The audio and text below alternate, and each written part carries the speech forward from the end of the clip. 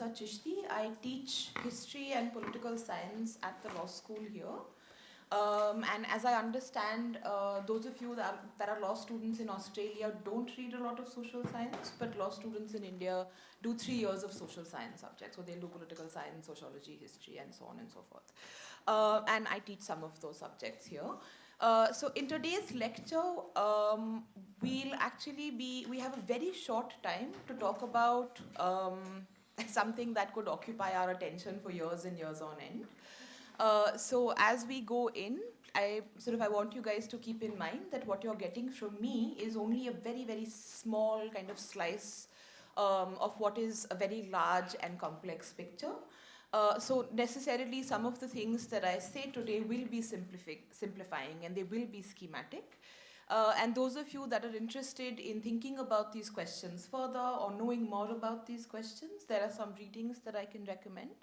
And you're also very welcome to be in touch with me after today's session and after the immersion program is over. I'm very happy to correspond with anyone that's interested in things that I care about. All right, so in today's lecture, I'm not sure what description you guys have been given. I think the session is titled India and Society, if I'm not, is that a description that you guys have received? Okay, so in today's lecture, we'll be talking about a couple of things. We will be talking about the caste system in India, and we will be talking about the politics of religion and religious identity in India, right?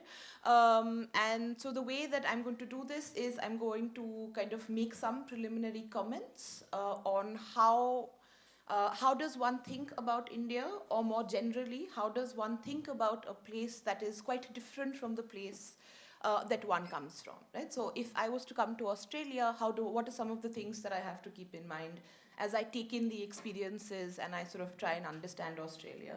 And for you guys, coming from a different country, what are some of the things that you ought to keep in mind as you think about India and as you kind of try to understand the place, right? Now, something that I think most of you, if not all of you, will know about India is that India is what is called a post-colonial country, which is a country that was once colonized by another country until the moment of decolonization, right? And India achieves independence in 1947, but for quite some time before that, India was a part of the British Empire, right? And when we think about history and politics in post-colonial societies, it's important to spend just a few minutes thinking about or talking about the experience of colonialism and the legacy of colonialism, right? Now, colonialism, as you guys probably already know, is basically the political domination of one country by another, right? And in this case, since we're talking about the British Empire, a bunch of British people showed up on a ship and said, this land is ours, this people is ours, we'll run it as we please, right? And that has a number of consequences. The British Empire, the rule of the British Empire over India has impacted the political culture of India. It has had consequences for India's economy. It has impacted and transformed the social structure of India in many ways. Unfortunately, there's no time to talk about any of those things. There is one thing in particular that I want to talk about today, which is the representational legacy of colonialism, right? Which means that what are the ways in which British colonialism and what are the ways in which the experience of British colonialism has shaped the way that we think about India today? What is the way in which the legacy of colonialism has shaped the way that the world thinks about India and shaped the way that Indians think about India, right? Now, the thing about colonialism is, and while there can be disagreements on a number of things, I think most of us would agree that that colonialism is manifestly unjust, and that it's not a nice thing, basically. Right?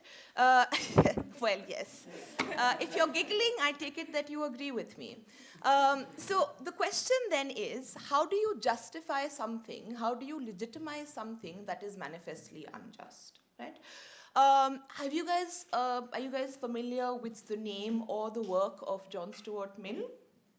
very, very important political philosopher, one of the founding fathers of classical liberalism, and even though he wrote over 100 years ago, still one of the most important writers on democracy, still one of the most important writers on representation, on liberty, and so on and so forth, right? So John Stuart Mill has written this lovely tract. It's not very long, and it's not terribly difficult to read, even though it was written a long time ago. It's called On Liberty. Any of you that are interested in political theory, that are interested in questions of democracy, that is, you absolutely must read that. Right? And to this date, it is still the most compelling argument for liberty. It is still the most compelling argument for personal freedom. It is still the most compelling statement against the tyranny of the state, against the tyranny of majorities over minorities. Right? It's a really, really important and a very radical document. Right?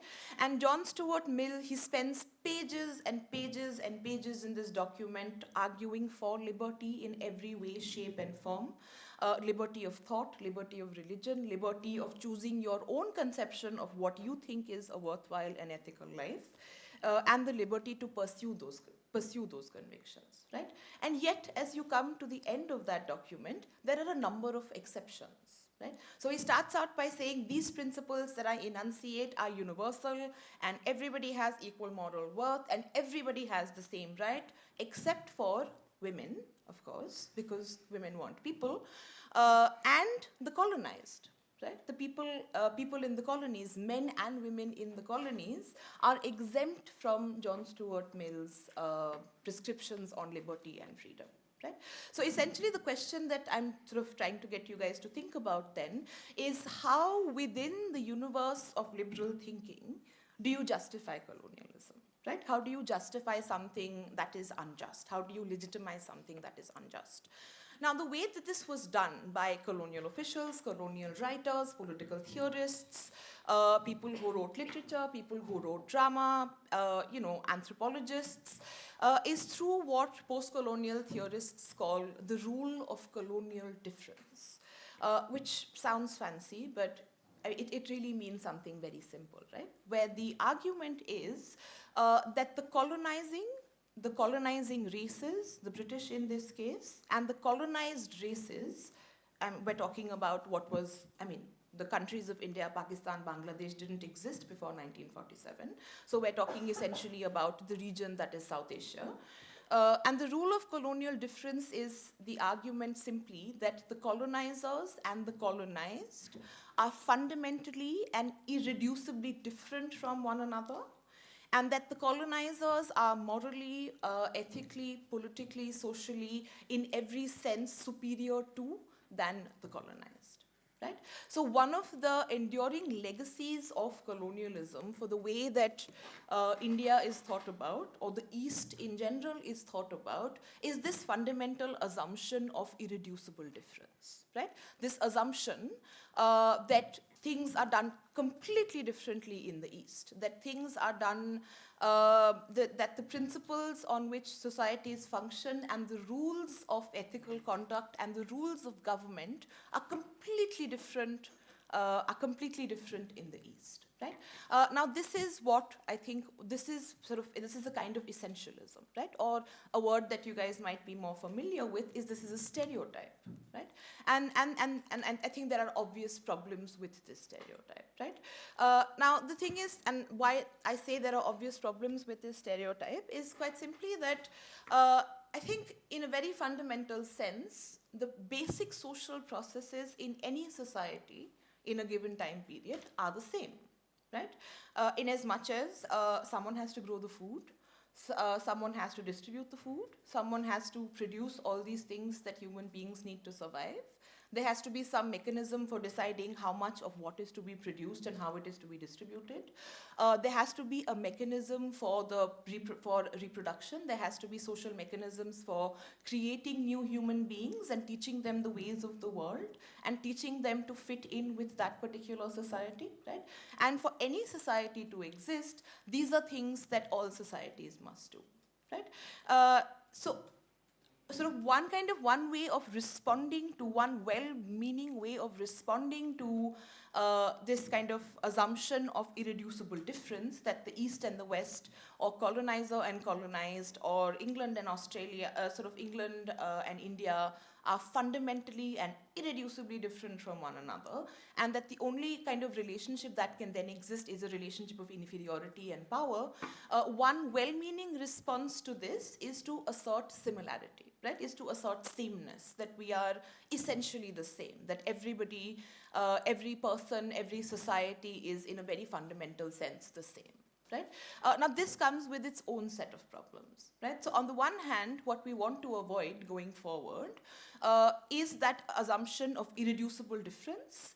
On the other hand, we also want to avoid the second danger, right? Which is the danger of assimilation, the danger of being blind to actually existing differences, right? So it's as we go forward, and as you guys in other sessions and perhaps later on, continue to think about not just India, but other places that are different from where you come from, be careful to avoid the assumption of irreducible difference, and be careful also to avoid the assumption of essential sameness, right? So what does one do then? What one does is to look at evidence, to look at actually what, look for concrete information about how things work in a particular society, and then based on that evidence, develop a carefully considered understanding of what is similar and what is different. Right? As an example, one question that perhaps we could discuss towards the end of the session is that what are the similarities and differences between caste as a category and race as a category, right? And you will notice that there are similarities and there are also differences, right? Okay, now after that very long preamble, we will now finally begin to discuss what we are going to talk about today. Before that, does anybody have a question or a comment on what I've said so far? Anything at all? I mean, other than that it may have seemed irrelevant? No? Okay. All right, guys. So I'm going to give you just a couple of words to think about, and tell me if these words, they will be familiar, of course, and tell me what these words kind of mean with your set of experiences and your education and your context, right? What do the terms inequality and oppression suggest to you? Anyone is free to speak up. You don't have to raise your hands. Just what comes to mind? Like divisions in society and different levels of privilege. Mm-hmm. Divisions in society, different levels of privilege. Can anyone give me an example of a form of inequality that you see in your own context? Economic. Mm-hmm. Well, patriarchy, yes. And economic inequality. And sort of what does that look like? Well, some people have better access to resources Mm-hmm, than other mm-hmm. people, and the wealth is distributed not equally. Mm-hmm. However, it's not necessarily a negative thing, because it also provides a good ground for a competitive society. Okay, there's no time to discuss that right now, but I don't agree. My students in the back are giggling because I fought with them about this. No, but you've both given me two excellent examples, right? So inequality is a difference of privilege when there are different levels in a society, and somebody gets more of the things that are considered desirable and necessary for a good, dignified life, and other people get less of those things, right? Now, whether we like it or dislike it, this is what inequality is, right? Now, there is a theorist, there's this feminist sort of critical theorist, her name is Nancy Fraser. And anybody that is interested in social justice questions absolutely has to read something by Nancy Fraser, right? Because on social justice, this is just the most important work that's been done in the last 50 years. So I want to talk to you guys very briefly about Nancy Fraser's work, and then I promise we will get to caste and religion. So Nancy Fraser basically talks about two kinds of injustice, right? She says that any kind of inequality, any kind of oppression, any kind of injustice, any kind of unfairness in society can be classified as one of two types. She talks about maldistribution and she talks about misrecognition. Okay? And by maldistribution, she is referring to economic inequality, among other things. And maldistribution is the kind of injustice where society is organized in a way and society is structured in a way that resources are distributed unfairly, resources are distributed unequally, right? So the class structure and poverty and different levels of consumption and different levels of income and different levels of opportunity would be kind of the textbook example of maldistribution. Right?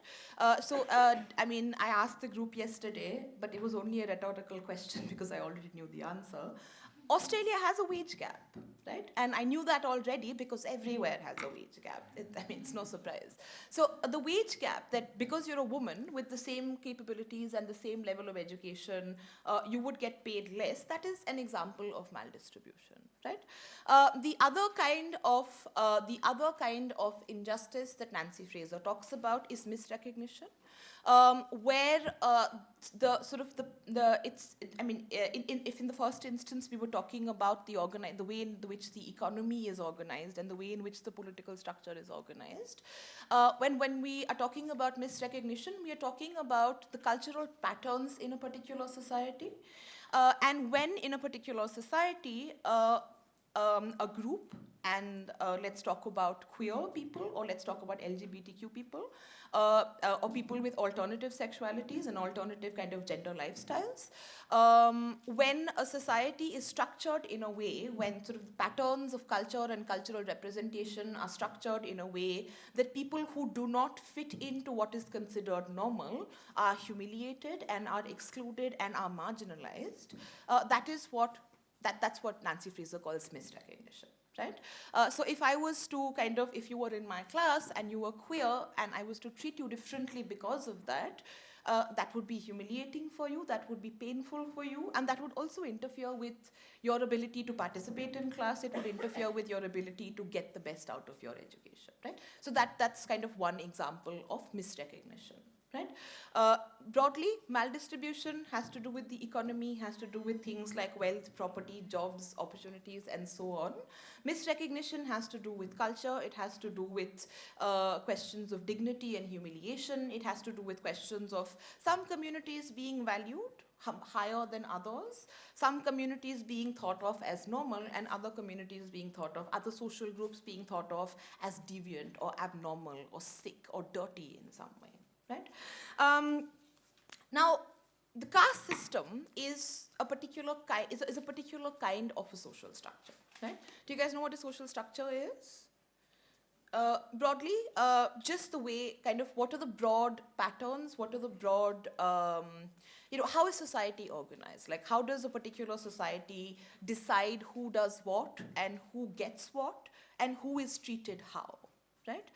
So for instance, if Australia has a wage gap, that's not just because all employers in Australia are mean. It's not because all employers in Australia are nasty people who hate women, though many of them are that too, I'm sure. And that's not just Australia, that's the whole world, guys. But there is something about the way in which the economy is organized as a whole, there is something about the way in which the legal system, the system of politics, and cultural systems are organized as a whole that kind of produces those outcomes, right? So it's not people are mean, because oppression is not always intentional. Oppression is often the result of how that entire thing is set up, how that entire system is set up. Right? So caste, when one is talking about India, caste system is a social structure that is of central importance. Right? Now, what is the caste structure traditionally? What does the caste structure look like traditionally is one thing that I want to talk to you guys about. And then how has the caste structure changed? Right? Now, when one thinks about India, sort of going back to the question of colonial representation, India is always represented, and perhaps in many ways continues to be represented, as a place that is essentially quite traditional. Yeah? And the essence of that tradition is caste and religion, right? Is caste and religious identity. Now, traditionally, what the caste system is it's a hierarchical, it's a hierarchical social order in which every caste group has a definite position on that hierarchy, right?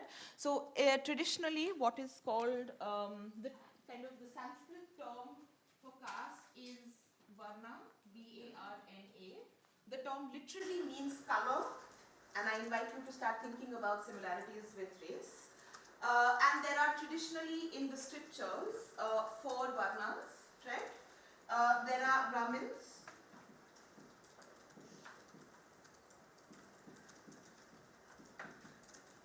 there are Kshatriyas, there are Vaishyas, and there are Shudras. Okay? I apologize for my handwriting. Okay, so these are very, very broad classifications. And each of these classifications, I've written them down in that order for a reason, because Brahmins traditionally are at the top of the ritual hierarchy, they're at the top of the social hierarchy, and they're also supposed to be at the top of the political hierarchy, right? And then it goes down from there. Each of these groups is traditionally associated with a particular kind of occupation, that each of these groups is supposed to do a particular kind of work. So Brahmins would be your priests, your scholars, people who do kind of the work that is related to the production and circulation of knowledge. Kshatriyas in the traditional order are supposed to be warriors, rulers, right? Very broadly speaking, the political caste. Vaishyas are this is kind of towards the middle of the caste order. People who are tradespeople, people who are, your blacksmith, people who are farmers, people who are agriculturalists, and so on and so forth, right? Now the Shudras, the group that is sort of at the very bottom of the traditional Varna order, are people who do work that is considered menial work. Right? It's work that's considered dirty work. And I'm going to explain that a little bit more. Now, the way that this is organized is that it's a hierarchy, obviously, right? Because different locations have different levels of privilege and different levels of prestige and different levels of access to occupation, different occupations and resources. This is also a hierarchy that is segmented. And by segmented, I mean each level tries to sort of thinks of itself and tries to remain quite separate from the others.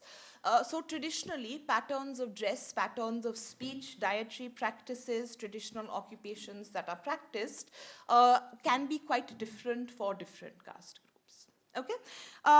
The separation revolves around the principle of purity and pollution. Where the assumption, and these are assumptions coming from the top of the caste order, and sort of that is the sort of the privileged section at the top. The assumption is that people and substances and occupations and different kinds of work can be divided into pure and impure, right? The line that I've drawn here has been described by some writers as the line of pollution. Yeah. The terms purity, pollution, I think are quite sort of self-evident, right? No? I mean, the literal meaning of the terms is self-evident. So let me give you quite a stark example. So at the top of the hierarchy, you have a Brahmin who is a priest in a temple. And remember, this is a very schematic discussion. In today's world, not all Brahmins are priests in temples, right? But we'll come to that in a little while. At the top of this, you have a Brahmin who is a priest in a temple, reads the scriptures, is a holy person, gives blessings and prayers and the like. At the bottom of the hierarchy, you have somebody who cleans toilets. So have you guys at all heard of manual scavenging? No? So when you, okay, so this is going to be, I would encourage you to look it up and read about it. Not right now, but eventually. But so when you go to the toilet and you poop, you flush it, and the poop is gone, right? However, in many parts of the world, including India, you still have toilets that don't flush. Yeah, you have what are called dry toilets. So where does the poop go? Someone has to come and pick it up, sometimes with their bare hands, sometimes with shovels or other kinds of implements, stick it in baskets and carry it and dump it somewhere. Right? So that is the work that is described as manual scavenging. Now, I can see by the looks on your faces that, understandably so, you think this work is disgusting. It is. It's disgusting, dangerous, dehumanizing, degrading work that no human being should have to do. And yet and it's illegal technically, but it still happens. So this is an example of what in the traditional caste order would be thought of as impure work. Right? And so then if you think about it, the contrast between the manual scavenger and the priest is quite a stark contrast. Right? So this is where I've drawn, so with the three varnas on the top and the shudras at the bottom, I've drawn the kind of the line of pollution, right? That whoever is above is considered to be pure in varying degrees, and whoever is below that is considered to be impure in varying degrees, right? Have you guys heard at all of untouchability? Yeah, you have? So people who are on the bottom or the wrong side of the line of pollution are people who are supposedly higher caste will refuse to dine with, will refuse to touch, will refuse to share food with, and will refuse to kind of have any kind of social intercourse with, right? Or have any kind of physical contact with. Now, I don't want to spend too much time talking about untouchability, but you might have heard, or you may hear, or you might be told that untouchability, it's a thing of the past. Oh, it's so backward. It doesn't really happen in modern India anymore, but it does. And if you're interested, there's this documentary. It's very easy to find on YouTube. It's called India Untouched. And this is basically two filmmakers who travel to many different states in India and document the ways in which untouchability is practiced. Right? It could be something as simple as some homes have different glasses. So for upper caste people, they have steel glasses. For lower caste people, they have glass tumblers, which are then, and those kind of utensils are not shared. Okay. So what have we covered so far? It's a hierarchy. It's a segmented hierarchy. It's a hierarchy that is traditionally supposed to be connected with occupation, what kind of work you do and what kind of opportunities are available to you. The entire hierarchy is animated by the central principle of a concept of purity and pollution, and separating the pure from the impure and avoiding pollution. And the line of pollution, as I've kind of sort of broadly indicated here. Now, the thing is that, you might think on the basis of what I've just described, and this is often the way that caste is talked about, not just in popular representations, but also in some of the academic literature, it's very easy to conclude that caste is then just a matter of religion. Yeah, it's very easy to conclude that this is a ritual hierarchy, it's written in some of the scriptures, it's a matter of religion, right? And it is, but it's not just that. So what I've laid out before you guys here, very schematically, I want to remind you, are the outlines of a religious idea that legitimizes material inequalities and a number of different kinds of material inequalities, right? So if you look at the Varna order, this is kind of the rule book, right? But we always know that there can be a tremendous amount of difference between what is on paper, the rule book, and actual social practice, right?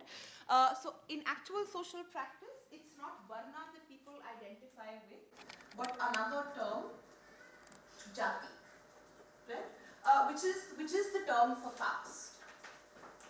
And within each varna, I have to keep coming and sitting back down here because of the little lapel mic. So each varna, there can be hundreds and hundreds of jatis, right? So there can be several hundred kinds of Brahmins, there can be several hundreds different castes within the Kshatriyas.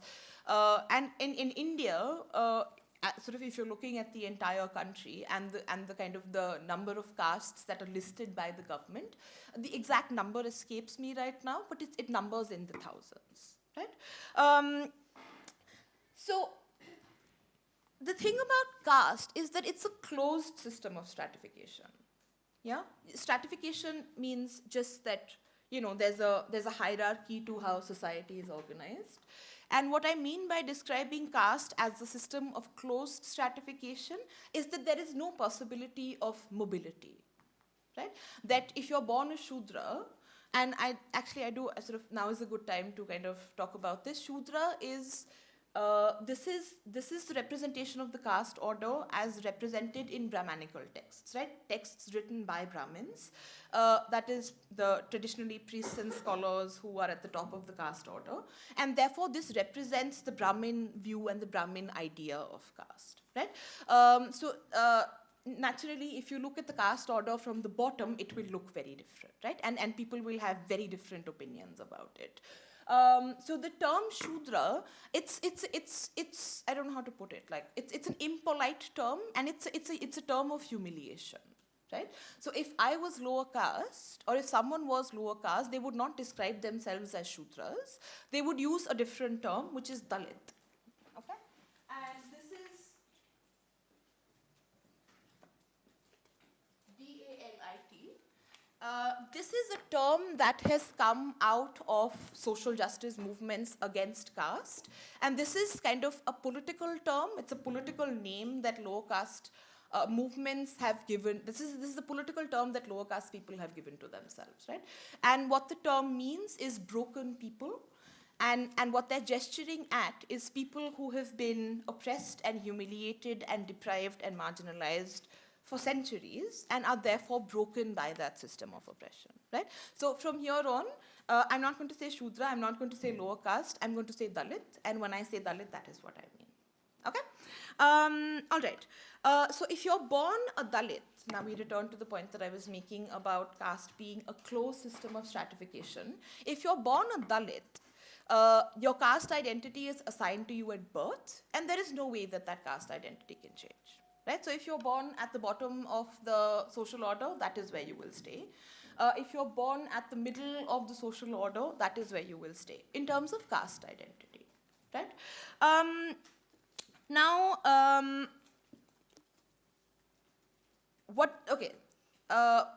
How is this different from, say, capitalism, right? Yeah. Sorry, I just had a question. You said if you're in the middle or the bottom, you stay. Is there any chance that if you're at the top and you associate with someone who is impure, that you could be you will? Yes. So if again, remember that this is a very, very schematic discussion, and what I'm telling you guys is it's like shamefully oversimplified. But yes. So for instance, traditionally, and when I say traditionally, I mean in the past, and I also mean in the present for people who think in more traditional ways or think in more conservative ways. Associating with people with lower caste, supposedly lower caste people, being married to or having sex with a lower caste person can lead to a loss of caste. Like it can lead to I'm mumbling. It can basically lead to you losing your privileged position within the status order, right? Within, in principle at least. So would you become casteless? Yes, you would become casteless, and that if you look at there's a book. It's a law. It's an ancient law text that's called the Manusmriti, which is the basis of most of this caste ideology. Being casteless is actually considered a fate equal to or worse than being at the bottom of the caste order. And your family? Like, do you get to, does that do something to your family line? It depends really. So it could mean being disowned by your family. It could mean your family being disowned by the broader community, right? And I do want to say that these kinds of things happening. You will hear less and less about these kinds of things happening, especially in urban India, but they do happen, right? Yeah. Roughly, what percentages of population are in each caste? What's the biggest? In each caste would be really hard to say because, like I said, there are thousands of them. But in this schematic, I think Dalits would be about 20%. A group of castes called the other backward castes, which are not quite at the bottom, but somewhere kind of hovering near the line of pollution, or maybe slightly above it, that would be probably about another 20%. Right?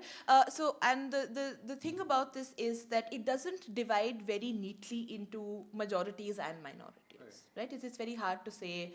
Like it would be difficult to say, numerically speaking, it would be incorrect to say that Dalits are a minority, numerically speaking.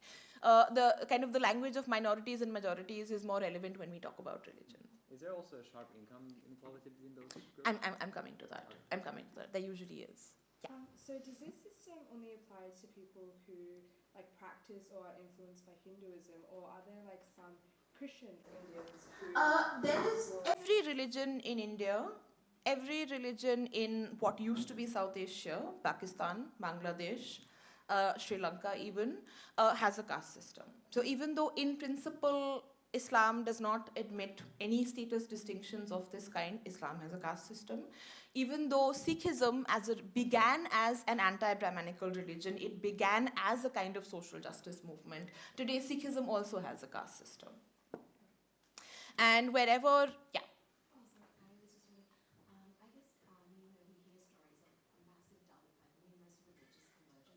I mean, that's to what extent, I guess, they were converting to Buddhism, which was, I guess, really enforced by Ambedkar and really wasn't done like that.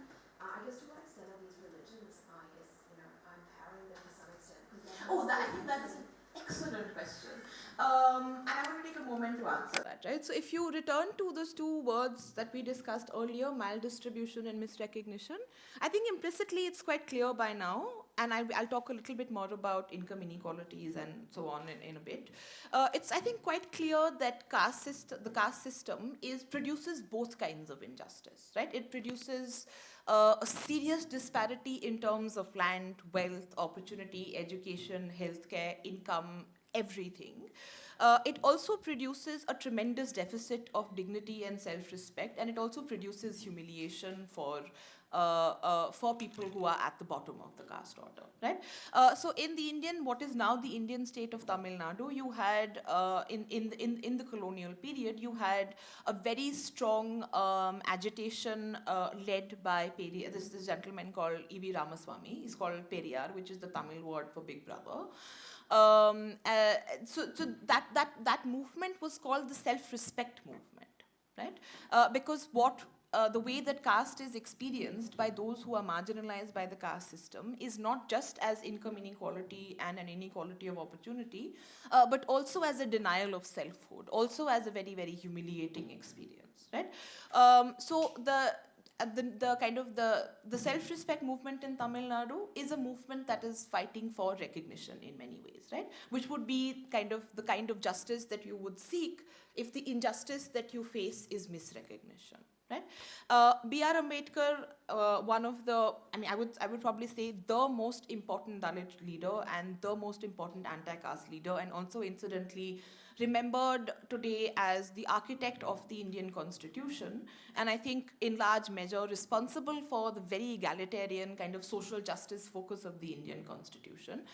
He advocated for his followers to convert out of Hinduism, because caste and Hinduism, he argued, are so tightly bound together, it's not possible to be a Hindu and not be part of the caste order, right? So he argued for religious conversions, and millions upon millions of people who are Dalits have converted to Buddhism, have converted to Islam, and many have also converted to Christianity under the influence of missionaries. During the colonial period and since, right? Now, has this done very much to address questions of maldistribution? No, it has not. Dalit Muslims, Dalit Christians continue to be some of the, Dalit Sikhs continue to be some of the poorest people in India, continue to live in the worst parts of the cities, live in the worst parts of the villages, and if you look at government data in terms of social justice indicators like infant mortality rates, statistics about healthcare and maternity health, the health of mothers, Dalits, irrespective irrespective of what religion they've converted to, continue to be towards at the bottom, right? Now, conversions to other religions, I think, were intended primarily not as remedies for maldistribution, but perhaps as remedies for misrecognition, right? That to be a Hindu and to be in the caste order is humiliating for me, and therefore I choose to exit the Hindu caste order and adopt a different religion and rid myself of the shame and stigma of being a Dalit. Right? And how far that has worked is actually a really, really complicated question. When it comes to Dalit, Sikh, and when it comes to Christian, Sikh, and Muslim Dalits, as I've just told you, these religions, even though in principle they don't admit a caste order, the way that these communities are actually organized have a caste order. Right?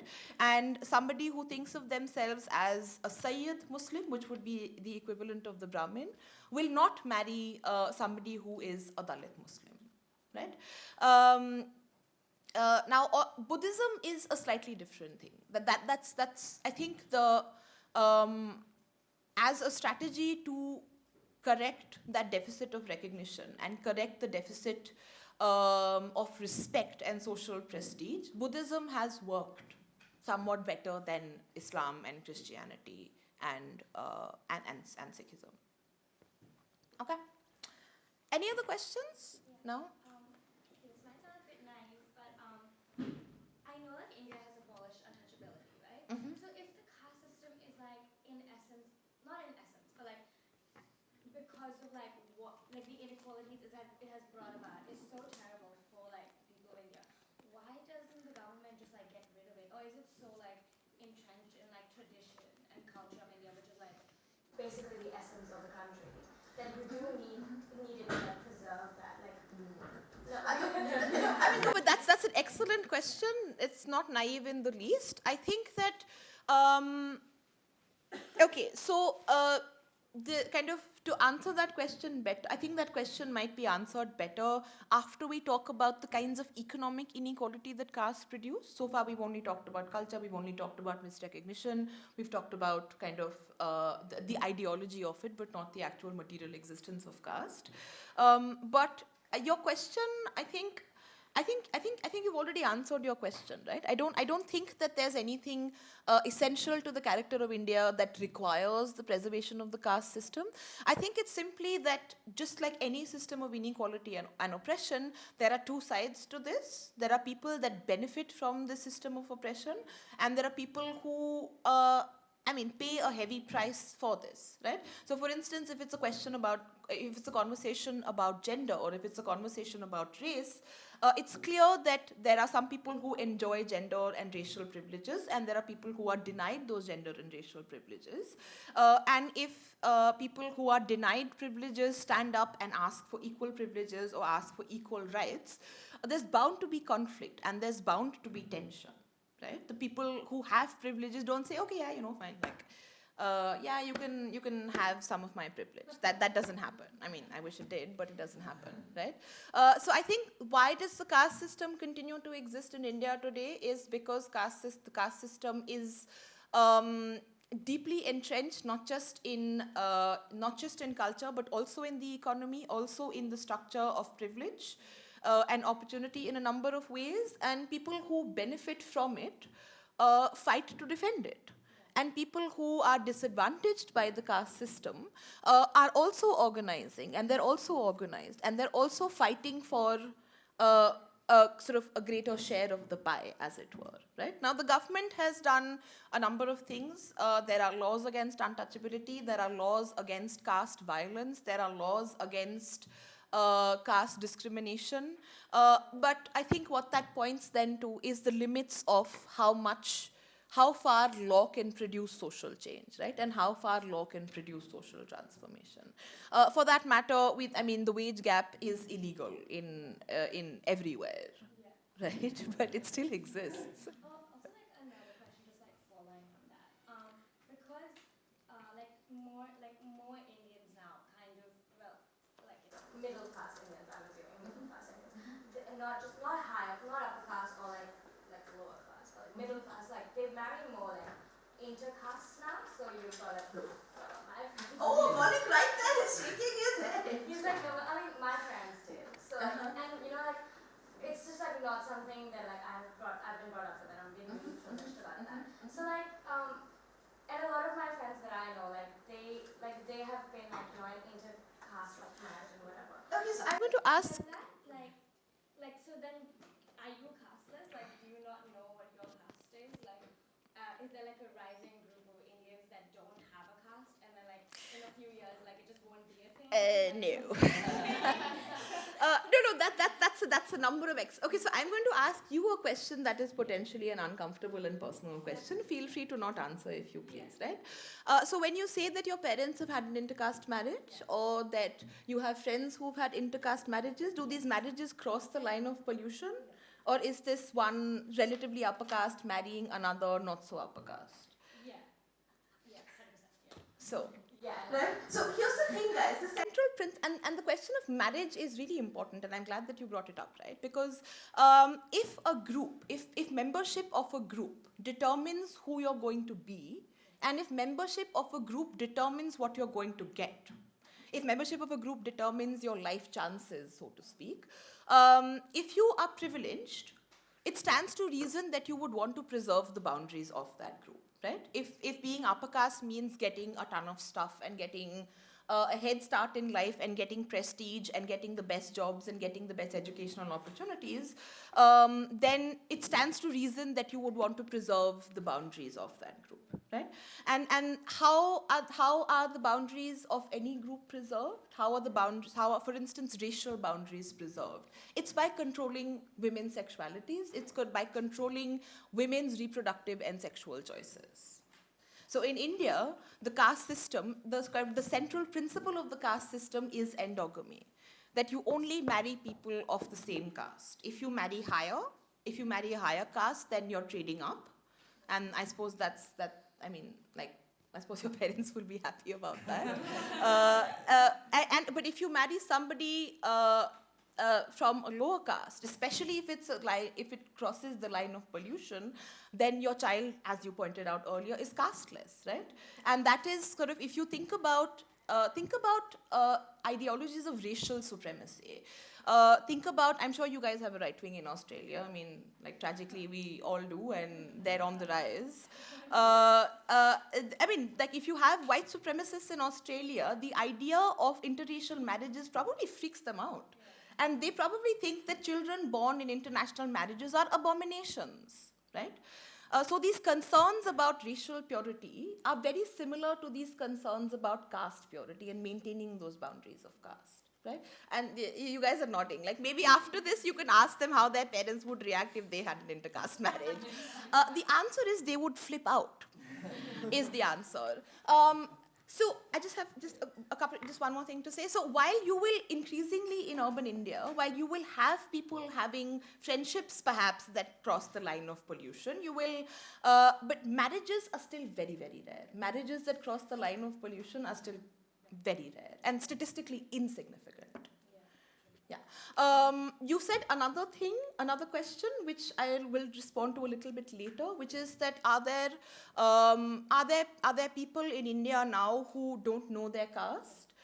Young people in India, thinking explicitly about caste as a source of personal identity. There may be people who say, oh, I don't know what my caste is and I don't care what my caste is. But that does not change the fact that they continue to enjoy the privileges of being upper caste, right? When you walk into a room, so my dad, he was interviewing my dad works in a hospital, he's a cardiologist, he heads the department, and so it actually came up yesterday in yesterday's discussion. So he was interviewing anesthetists, people who knock you out when you have to be operated on. And he actually really liked one guy, and this guy had the best qualifications, he had the best experience, and then one of my colleagues nudged my dad and said, don't hire him, he's lower caste. And that happens all the damn time. It's so common. So you may not know what your caste is, and you may not care. And it may not be, you may not practice untouchability, but the people looking at you will care. And the people looking at you will make assumptions about you based on what your caste is. And they will offer you things or not offer you things based on what your caste is, right? Sorry, you had a question. Yeah, so you mentioned about like the sort of like right wing and how that sort of, especially with like upper caste, how much does the sort of politics play into the caste system? Like with Modi being a right wing Hindu, like how much does that play into like encouraging like continuing castes? Oh my goodness, that is such an interesting and such a complicated question. I wish I had you guys for 2 weeks, but I don't. So I'm going to answer that very briefly, all right? So when thinking about politics and caste in India, and this is where the question of class and sort of class mobility comes in. Traditionally, the RSS, actually I won't bother you with the full form, it's a tongue twister, even for those of us that speak Hindi. The RSS, which is kind of your ultra right-wing, which is kind of as right-wing as it gets in India, it's a Hindu right-wing organization. And this is an organization, briefly, that believes that the Varna order is the best way of organizing society. They also believe that Muslims are foreigners and should either be pushed out of the country or killed. They also believe that women should stay home, cook, and like produce more sons for the nation, right? So this is the kind of social vision that the RSS has. And traditionally, there is a strong convergence between the Hindu right wing and the upper castes, right? Which is not in any way to suggest that every or most upper caste people are right wing. Some of the most important, say, communist leaders or some of the most important liberal writers and thinkers in India are upper caste and have been upper caste. But traditionally, the top would be the more conservative right-wing end of the spectrum. And towards the bottom of the order, you've had like the self-respect movement that I mentioned, which was a very progressive, gender egalitarian, like socially, economically egalitarian movement. You've had the movement led by B.R. Ambedkar, again, a very egalitarian, very democratic movement, right? But what has happened, and it's interesting that you mentioned Modi, because he's an OBC. Yeah, which would kind of be which would be near the line of pollution. He's not an upper caste Hindu. He's not a Brahmin. He's not a Kshatriya, right? And yet he is right wing, right? So I think what that points to is a very broad trend, which is that as groups at the bottom of the hierarchy have seen some amount of economic prosperity, and as they've kind of moved up a bit in terms of wealth, in terms of property, in terms of where they're located on the caste structure, politically they've moved towards the right of the spectrum, right? And this is a very, very general trend. There are specific castes, like for instance the caste from Maharashtra that B.R. Ambedkar belongs to, the Mahars. They've seen a considerable amount of economic mobility, and they've seen a considerable amount of a great improvement in education and opportunities and so on and so forth. But they continue to remain center or left of center, right? But lots of castes, and I think Modi is, emblematic of that, that have previously been lower caste and continue to be lower caste in terms of the status order, but have seen economic prosperity and class mobility, have moved to the right. Yeah. How did somebody, if he was such a low caste, like become so successful, I guess? Like, is it common for lower caste people to? So it is. So what India has seen since the 1990s, and many of your questions are preempting what I wanted to speak about next, right? Which is that what has changed with the opening up of the Indian economy in the late 80s, early 90s, with globalization, with liberalization, like with pro-market reform, what has changed? In terms of caste, and then I will kind of return to the question that you just posed. What has changed, again, very broadly, are two things. One is that for people who are lower caste and lower class, life has become more difficult, things have become worse, in a number of ways, right? But for people who may be lower caste, but have seen some class mobility, so for instance, groups that are now lower caste but middle class, or lower caste but upper middle class, there has been some degree of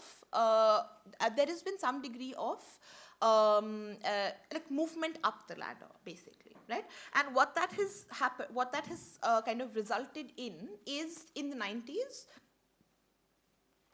what some political historians or sort of political scientists have called the second democratic upsurge. So what happens in the 80s and 90s is a tremendous increase in the numbers of lower caste people participating in politics, not just as voters. Not only do you have more and more and more poor lower caste people coming out to vote, but you also have the rise of lower caste or backward caste leaders. Right? And the reason that this becomes possible, despite this scheme of things and despite poverty, is because in democracy, in representative democracy, what matters is numbers. Right? What matters is the number of people that vote for you. Right?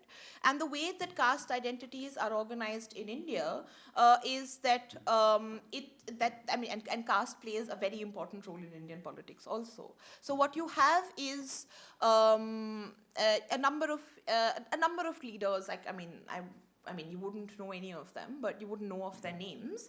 But in North India in particular, and also in some parts of South India, backward caste leaders, that's not your absolute rock bottom Shudras, but people who are like about here, have done remarkably well in politics because they've been able to muster the numbers to kind of get ahead in representative democracy, right? Now, Narendra Modi, it blows my mind, frankly. And I think the explanation for that is not, it's not a structural explanation because it doesn't happen that often. It requires some kind of a personal explanation, right? It requires a biographical explanation. Because it is one thing for people who come from large backward castes to become state-level leaders, and it is quite another thing for one man to muscle his way through the most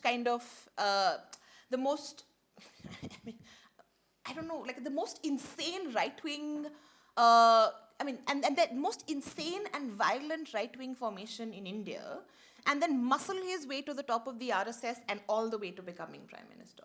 And there are two sides, and there are kind of two aspects of two segments of this story. And I should tell you guys that most of my opinions, especially my opinions on Modi, will be very unpopular with many people in India. Like, what I'm telling you really are like the kooky, like, sort of fringe minority opinions. That everyone thinks Modi is like, wow, he's so great. So there are two kind of aspects to this story, right? One is that how does Modi come to, before Modi became Prime Minister, he was Chief Minister of Gujarat. How does Modi come to power in Gujarat? It's a heart-rending story. I don't know if you guys have heard about Gujarat 2002. Yeah, you have. Oh, I'm surprised. There's kids your age in India that haven't heard of it, is why I'm surprised. I think I've read about it. I've read like a biography, right? Like it's too short. Did you read that before or after you read Mein Kampf?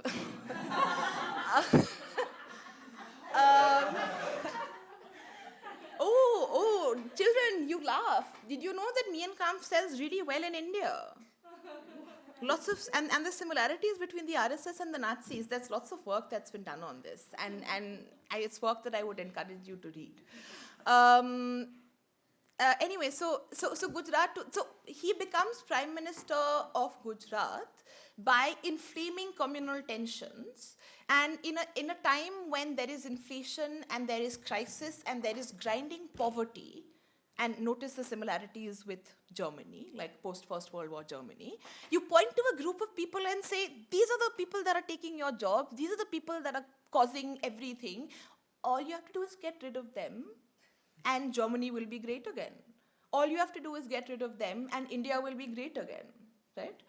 So it's very much a similar kind of a script playing out in Gujarat. And there's a sort of, till very recently, there was a media lockdown. So all you heard out of Gujarat was prosperity and development and rising GDPs and rising per capita incomes and trade and shiny trade parks and special economic zones and businesses booming, right? And Modi comes to power in India. He offers himself as a prime ministerial candidate. And this is why I use the term muscles his way through, because there is, and sort of this is a touchy question in Indian politics, but in my opinion, there is enough evidence to suggest, evidence that I'm happy to share, that Modi was personally involved and directly responsible for the violence in 2002, right? And there are many deniers of this, but, I'm sorry, I'm not being very proper, am I? So and then he offers himself as a prime minister. And this is the man that turned Gujarat around, no? So what if he had to kill a few thousand Muslims? And he offers himself as a prime ministerial candidate in India when and there's a global recession. People have lost their jobs. People have lost their life savings. Unemployment is like soaring.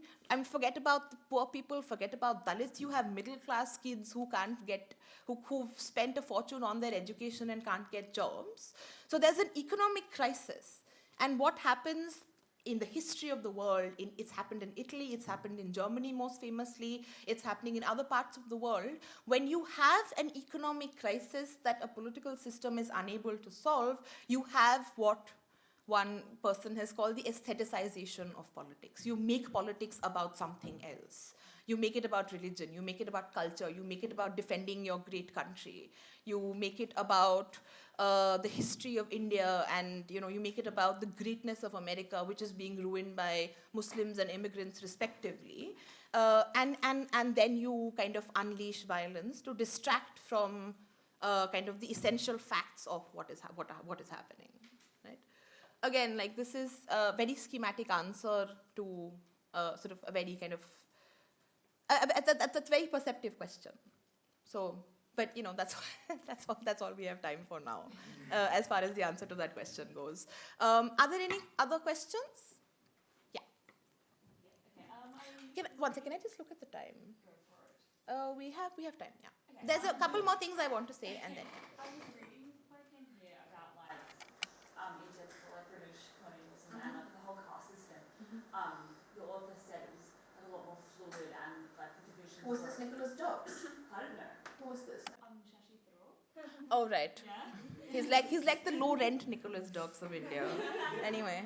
Oh my goodness, I'm being so politically incorrect. Yeah. Okay. People were saying it was really blurred and things like that. And I guess I was just wondering, how true is that? And B, would it be possible, in your opinion, to get back to something like that? And if so, what actions can be taken to reduce those divisions in the caste system? Shashi Tharoor is upper caste. Yeah, and he's not known to have very sophisticated opinions on a lot of things. He's just,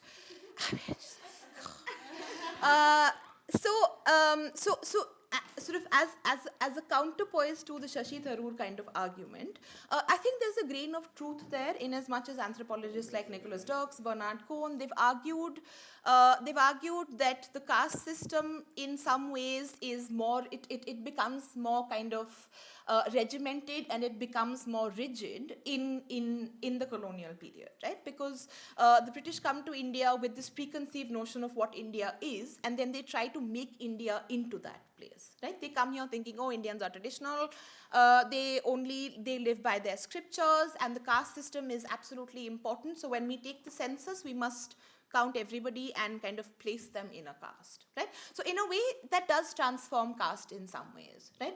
But that scholarship is used quite irresponsibly by some people and Shashi Tharoor is not the worst of it, to argue that the caste system, it was so nice, it was fluid, and it was good, and then the British came and screwed it up. Right? Whereas if you look at the work of Periyar, if you look at the work of Ambedkar, people who are lower caste, anti-caste intellectuals, they actually see colonialism as vaguely empowering in some ways. Right? There's one Dalit writer from South India, I think Karnataka, who has argued, he said this, not argued, he said this in an interview. He said that had it not been for British colonialism, I wouldn't be writing novels, I would be carrying a basket of shit on my head. Right? And that's not to say that colonialism was good. That's not to say that colonialism was not exploitative, most of all for people who not only were Dalit, but also working class, also peasants. But I mean, that is certainly a clue to what caste looked like before colonialism. Was it more fluid? Yes. Was it oppressive? Yes. Was it hierarchical? Absolutely. Was it a determinant of life chances? Absolutely. It absolutely was. And I think what happens under colonialism is, so again, this is a more kind of complicated thing, right? So while the kind of England, for instance, has modernity, post-colonial countries get a colonial modernity, right? Which is a kind of a mishmash of some good bits and some bad bits, right? So what India gets under British colonialism are some modern institutions and some modern ideas which are weak and which function only very partially, wrapped up with like a lot of colonial plunder and exploitation. Right? But the creation of those modern institutions, however partial and however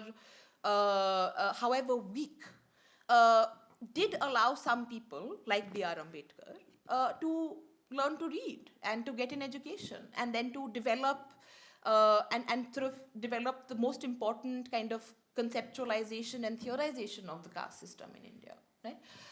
So does colonialism change the caste system? It absolutely does. But caste exists before, and it was pretty shitty before as well. So this is not colonialism's fault. This is the Brahmins' fault. Yes. I'm just interested to know, do a lot of people in India share your opinion on Shashi Tharoor? Because I know that the Indian Australian community is very Like they idolize him. Like I don't know if that's the patriotism or what, but it's like Okay, to be fair to Shashi Tharoor, as politicians go, he is fairly articulate. My problem with Shashi Tharoor comes from being an academic and being somebody who, if you look at academic work, historical work, sociological work, anthropological work, there is far better and far more sophisticated and I think far more, how do I put it, like far more accurate things that one can be reading. Right? So if you're only going to read politicians, I'd say read Shashi Tharoor. But if you're looking for information and ideas on how to think about India, you can do better.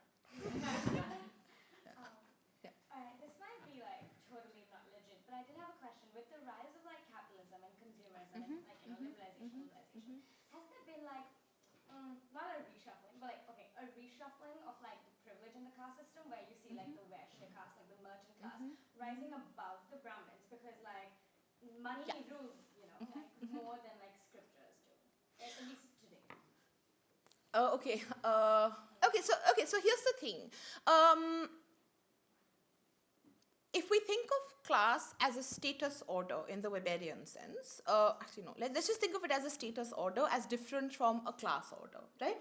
Where class determines distribution of resources and the status order determines recognition in the sense that we discussed earlier, right? So even before colonialism and during the colonial period, there was never a complete convergence between the class system and the distribution of material resources and the system of culture and the distribution of prestige and recognition, right, through the status order.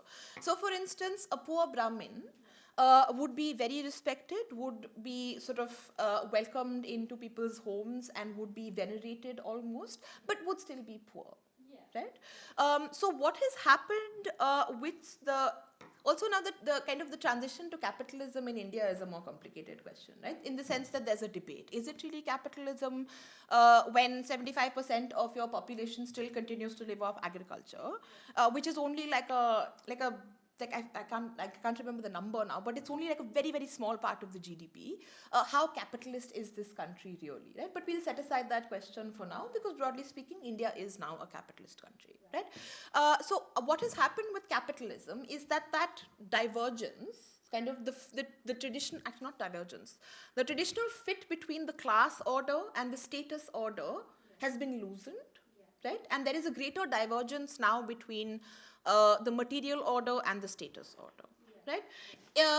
in as much as it would not be uncommon to find Dalit university professors. It won't be uncommon to find Dalit doctors. It won't be uncommon to find Dalit lawyers, professionals, university students, and so on and so forth, right? But this is a significant but very small section of people, right? And often the creation of a Dalit professional class and the creation of a Dalit constituency in public offices and public universities in India has to do with the government's reservation policy, right? Which you guys know what affirmative action is, right? Many places have diversity policies, right? We kind of want to hire people from diverse racial backgrounds. We want to hire people with diverse sexual orientations. So we kind of tweak the selection process a little bit, right? So what you have in India is a reservation system, which is kind of a much stronger form of affirmative action, where a certain percentage of all positions, educational employment, are set aside for people who belong to disadvantaged communities.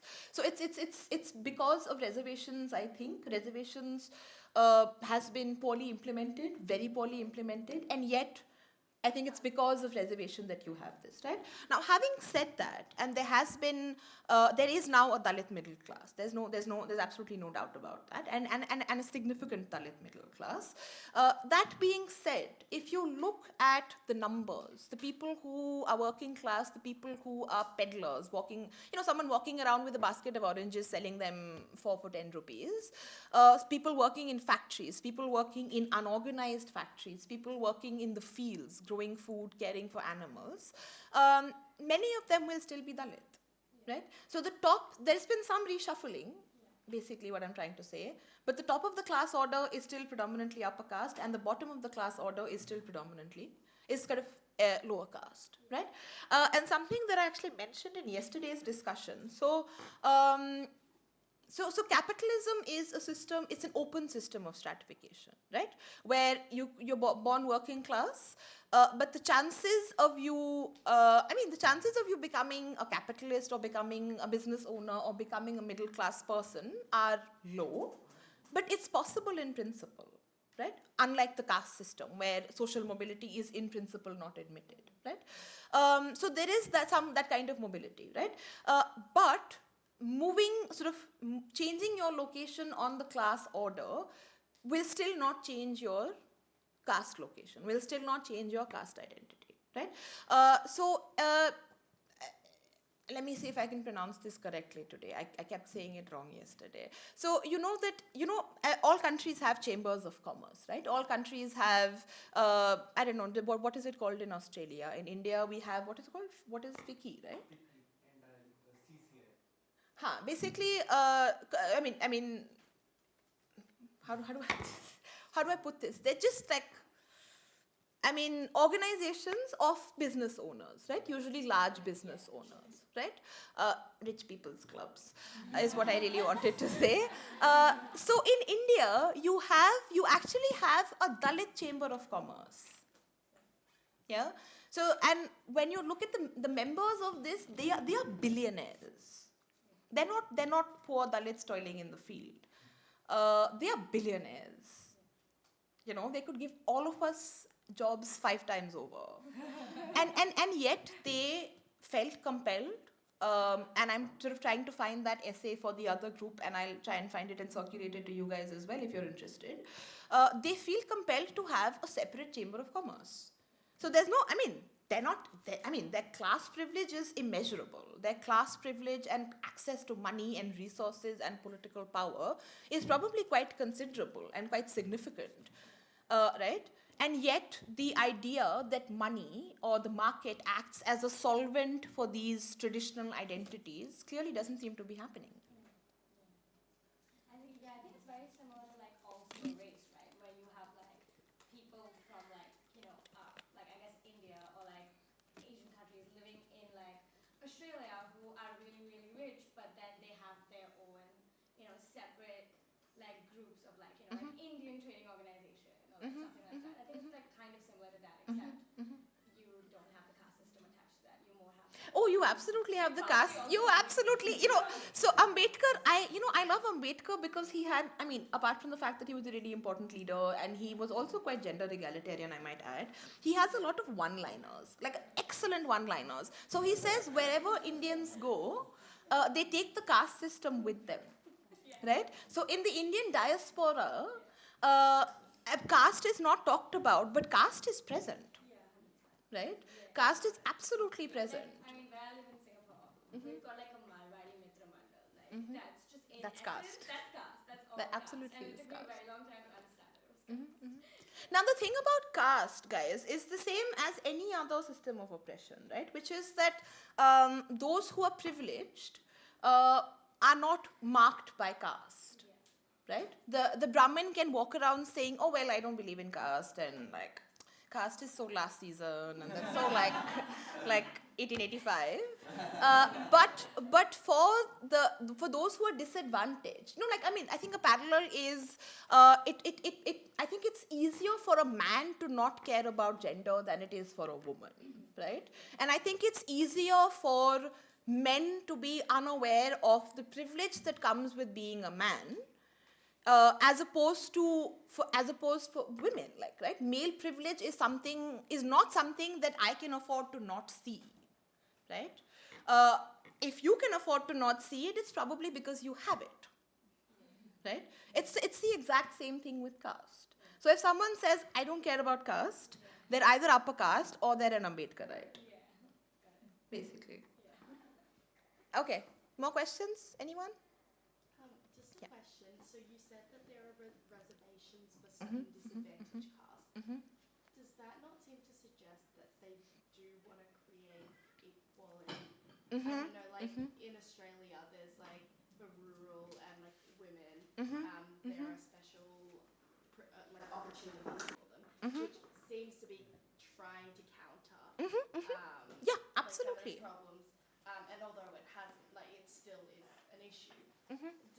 Does that seem like... Absolutely. The principle that animates kind of the principle behind the system of reservation in jobs and education is a recognition of the fact that that caste discrimination has also historically meant an exclusion from opportunity. It's meant an exclusion from professional training. It's meant an exclusion from education.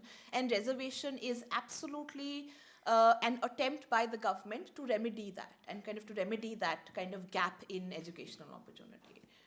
So if they're willing to do that, do you not think they'll be pushed to try and remove, like obviously as it's been said, it's already been entrenched, but since they are taking these actions to create more equality, is there more of a chance that they will try to remove the caste system if they're already trying to I think shift it? I think the only force in India, or anywhere for that matter, actually this is something that's generally true of anywhere and any kind of inequality, in any kind of oppression, right? The only force that has an interest in and will find the political will to end that system of oppression are the people that are oppressed by it, right? The policy of reservation in jobs and education is not something that the government just kind of very generously handed out. The reason that reservation was written into the Indian Constitution and then kind of various policies have been made since is because of social justice movements. It's because of demands it's because of agitations by anti-caste groups, right? It's in the 1990s there was this commission called the Mundell Commission report, which some of you will be familiar with, that kind of increased reservations for people from other backward castes, this category that's not quite Dalit, but sort of not quite upper caste either. And that was also the result of a fight, and that was also the result of an agitation, right? So am I hopeful about, or am I optimistic about the state or the law as agents of social change? No. Am I optimistic, however, about the state or the law as instruments of social change? Yes. But I think the agents of the pressure and the demand and the agency and the mobilization will come and is coming from Dalits themselves, and it is coming from communities that are oppressed and marginalized in these ways. From like I guess a micro perspective, So did you say micro or macro? micro. Micro, yeah. Like so really zooming in. As an educator, do you and how do you see caste system affecting education in India? Like do you see it on this campus? Is it something prevalent? Now the thing about this campus is that this is a private university and it doesn't have reservations. So when I see a Muslim or a lower caste student or an OBC student in my class, I jump for joy. Because it's really that rare to find students from socially disadvantaged backgrounds in this university. In fact, in public universities, before reservations, like in the pre-independence period, in the colonial period, faculties and students were overwhelmingly upper caste. So to have a Dalit student or an OBC student or a non-Brahmin student would be quite rare. I think as an educator, I think the challenge for dealing with caste for me, often in class, and one of my students is right there, former students, is that given that I'm often dealing with classes that are overwhelmingly upper caste, how do I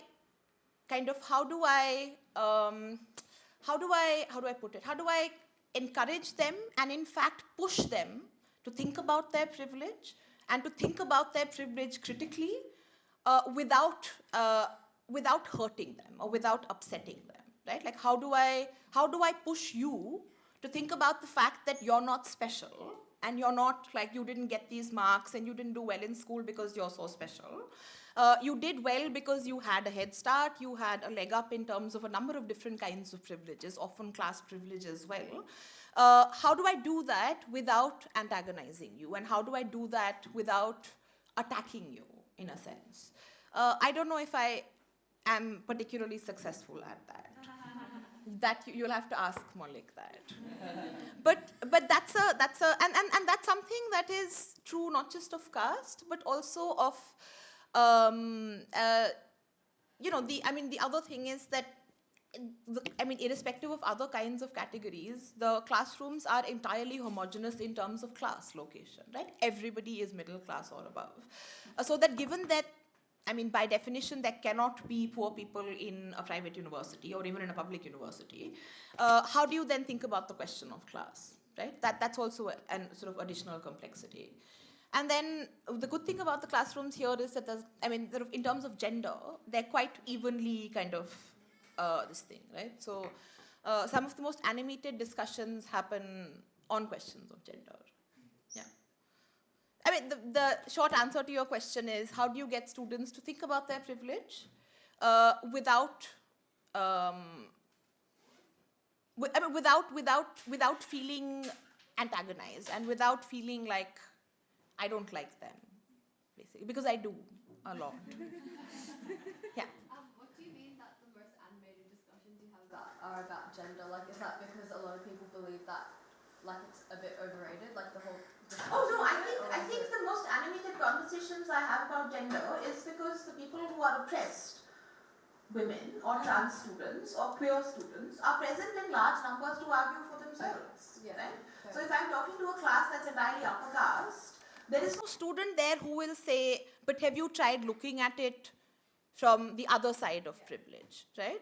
Whereas if someone says, oh, like, whatever, girls get raped because they wear skirts, there's like 20 girls that will slap the living daylights out of that person right there, right? So in terms of gender, both sides of the debate are present and arguing for themselves. And I'm often only a mediator kind of facilitating that discussion. Yeah. I'm wondering how foreigners fit into the caste system. Because if you compare with race is more like a global thing, but caste is like local Indian thing. Then how, let's say, an Indian married a foreigner, then how this person put him back to an Indian system? That is an excellent question. That also came up yesterday. So I think the answer to that question would depend on a number of things. What do you mean when you say foreigner? Are you talking about someone who's Southeast Asian? Are you talking about someone who's white? Are you talking about someone who is Western European? Are you talking about someone who's Eastern European? Or are you talking about someone who's from Africa, or is a dark-skinned person, or is a black person from the United States of America, right? So in terms of, I think how a foreigner will be received as being married to someone in the family depends a lot on the degree of class or racial privilege that foreigner receives, that foreigner enjoys, right? So again, sort of one of the legacies of colonialism is that these ideologies of, I mean, not explicitly kind of being ideologically white supremacist, but assumptions about the superiority of the white races are assumptions that implicitly many of us carry, right? Including people walking down the street, right? So if I had a cousin, for instance, who married, and I come from a Muslim family, and I mean, I personally am and have all my life been an atheist, but my mother is Muslim sometimes. but then again, she's not at other times. So if I had a cousin who was to marry a white foreigner, they would be thrilled. If I had a cousin who married, say, I don't know, like I actually have a cousin who married a Japanese woman, and they're like, I mean, moderately thrilled. I mean, she could have been African and that would have been worse. If on the other hand, I had a cousin who married a black person, it wouldn't matter if that person was Muslim, it really wouldn't.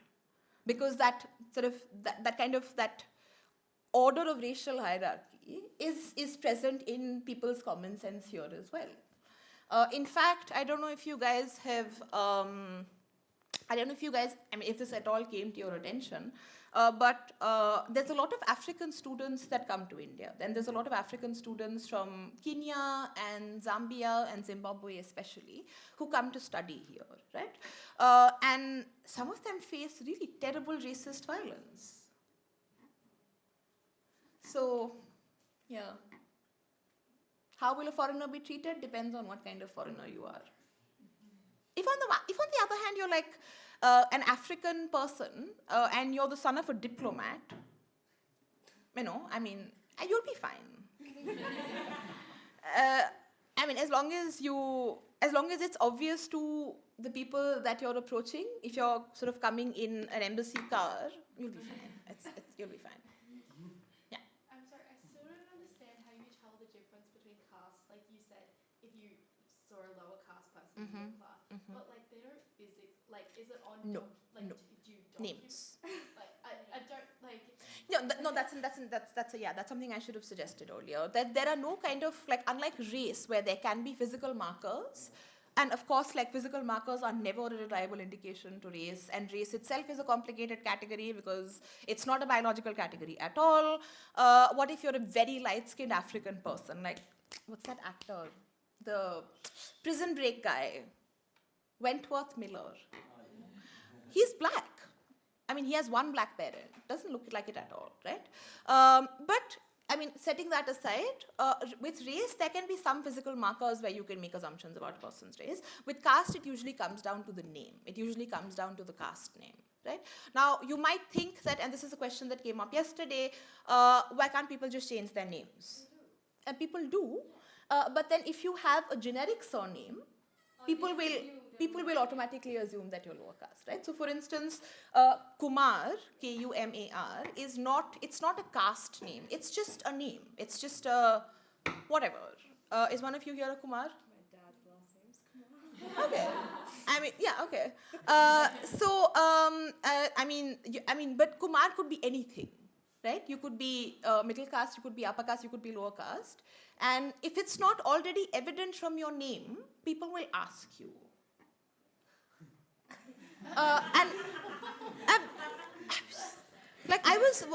When I was in university, I went to this place called Jawaharlal Nehru University, and it was a students' union election, and I was campaigning, obviously. And I said, well, hello, my friend is standing for, this was an election for, so JNU has a committee against sexual harassment, and they have elected student representatives on that committee. So I was saying, whatever, this is my friend. So I was handing out little pieces of paper with her name and her agenda on it. And one person actually asked me, what is her caste?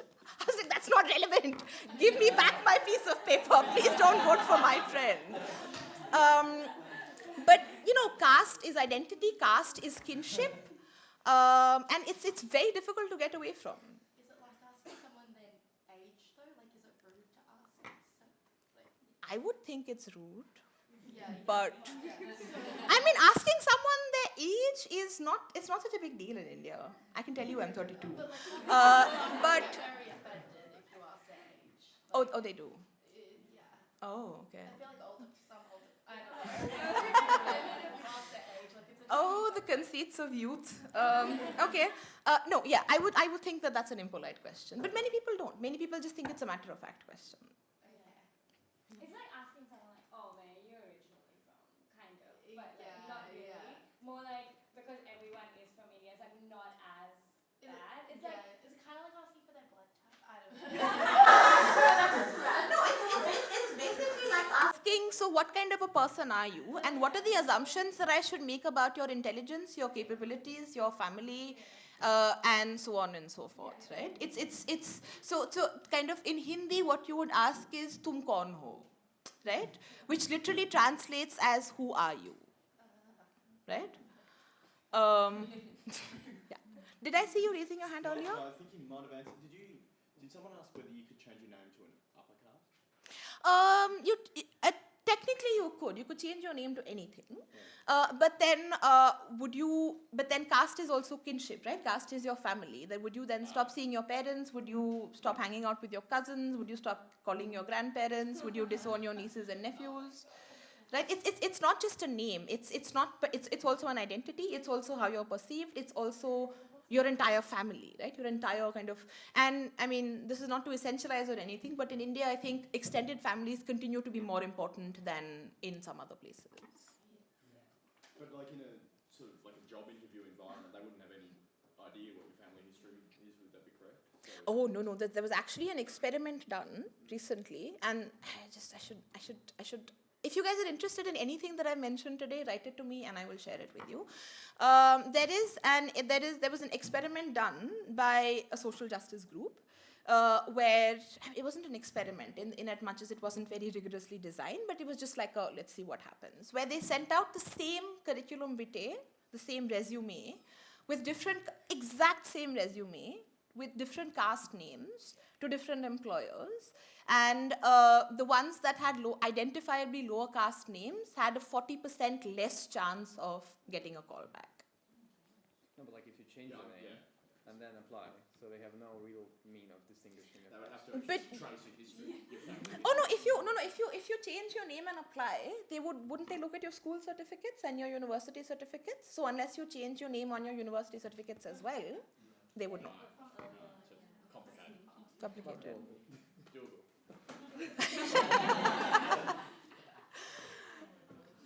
Guys, I feel like a lot of the questions that you've asked, I would really encourage you to watch India Untouched. It's like 2.5 hours of basically unedited footage, but it would interest many of you. Yeah. Also, like I have no sense of time. When the session is over, one of you has to stop me. I could do this all day. Is the session over?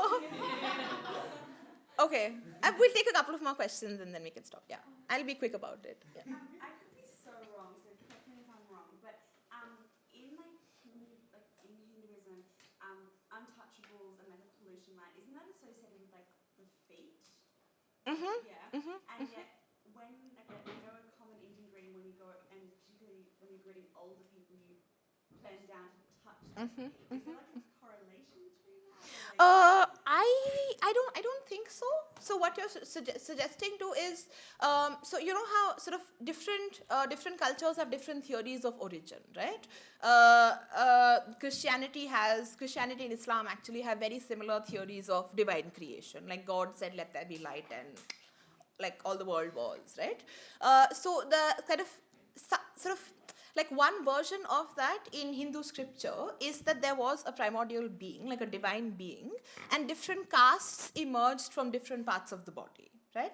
So Brahmins supposedly emerged from the head, the Kshatriyas supposedly from the shoulders, the Vaishyas from the torso, I think, and the Shudras are supposed to have emerged from the feet of this thing. Now, you can already tell that this is basically a story. I mean, and I mean, it shouldn't be hard to guess who made up this story and who kind of likes this story.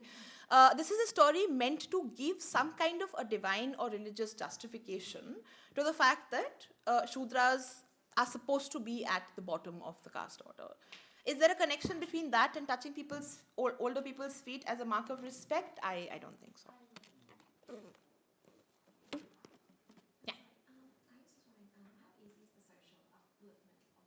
I'm thinking from this perspective, in a sense, people under the line of pollution, they, I imagine, have occupations such as cleaners, garbage collectors, and India will continue to want these occupations filled, and they will be done. I imagine they will be filled by these people from the caste. And so you talked about reservations where they can pursue an education, but how easy is that? Oh, very, very difficult. Very, very difficult. So I think that there's a oh my goodness. I wish we had more time. So there's a number of things that I want to say. I'm only going to say a couple of things in response to that. One is that people who have been, if you have education like reservation at the university level, that presumes that in India that you've already completed 12 years of school, right? And for a poor family in India, Dalit or otherwise, to have a child not earning a wage but going to school for 12 years is in itself, it's quite a big deal, right? So the section of Dalits that has been able to take advantage of the reservation policy are relatively better off Dalits, like middle class Dalits, I would say. But then that's not, that cannot be an argument against the reservation system, right? For the simple reason that the reservation system is meant simply it's not meant as a redistribution program, it's meant as a program to promote some kind of recognition, as a remedy to misrecognition, right? And I think the reason that the people who are not able to take advantage of the reservation system are people who are poor, right? It's for economic reasons that people are unable to take advantage of the reservation system.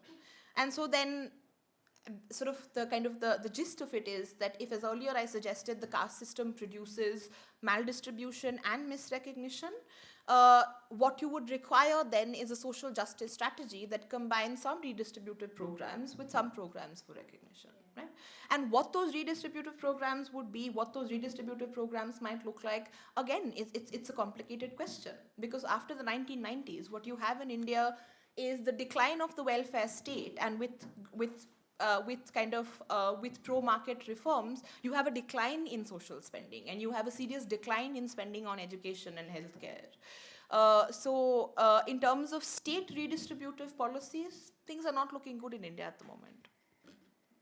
What about the fact that Should we maybe stop the session, and those of you that want to stay back for a little while longer, we can continue to chat, and those of you that want to leave can do that? Yeah? You're welcome. I'll be outside for a bit if you guys have more.